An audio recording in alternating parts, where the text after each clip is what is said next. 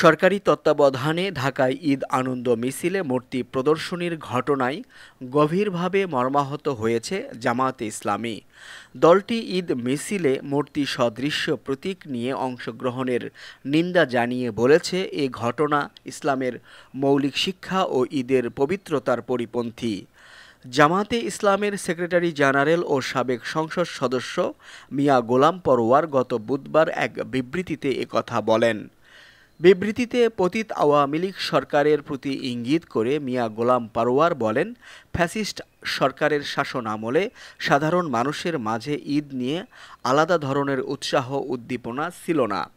এবারের ঈদ সবার মধ্যেই যেন প্রকৃত ঈদ হয়ে ফিরে এসেছে। সরকারি উদ্যোগে সুলতানি আমলের মতো করে ঈদ উদযাপন আমাদের জীবনে আনন্দের নতুন মাত্রা তৈরি করেছে, কিন্তু ঢাকায় ঈদ মিছিলে মূর্তি সদৃশ্য প্রতীক নিয়ে অংশগ্রহণ আমাদের গভীরভাবে মর্মাহত করেছে। গোলাম পরোয়ার বলেন, ঈদ মুসলিম উম্মার জন্য একটি পবিত্র উৎসব। ইসলাম ধর্মে মূর্তি, প্রতিমা বা কোনো দৃশ্যমান অবয়বের মাধ্যমে ধর্মীয় আনন্দ প্রকাশের অনুমতি দেয় না। ইসলামের ইতিহাসে এমন কোনো দৃষ্টান্ত নেই যেখানে রাসূল সাল্লাল্লাহু আলাইহি সাল্লাম, সাহাবা বা পরবর্তী খলিফারা ঈদ উদযাপনে মূর্তি বা প্রতিমা বহন করেছেন। সংশ্লিষ্ট সবাইকে স্মরণ করিয়ে দিয়ে জামায়াতের সেক্রেটারি জেনারেল বলেন, ঈদ আমাদের ধর্মীয় আবেগের বিষয়।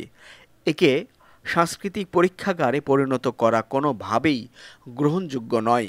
ইসলামী ঐতিহ্যের বাইরে গিয়ে ঈদ আনন্দ মিছিলকে ঘিরে সরকারি উদ্যোগে প্রতিমা সংস্কৃতি অন্তর্ভুক্তির প্রচেষ্টা জনগণের কাছে প্রশ্নবিদ্ধ করেছে। এ ঘটনা ইসলামের মৌলিক শিক্ষা ও ঈদের পবিত্রতার পরিপন্থী।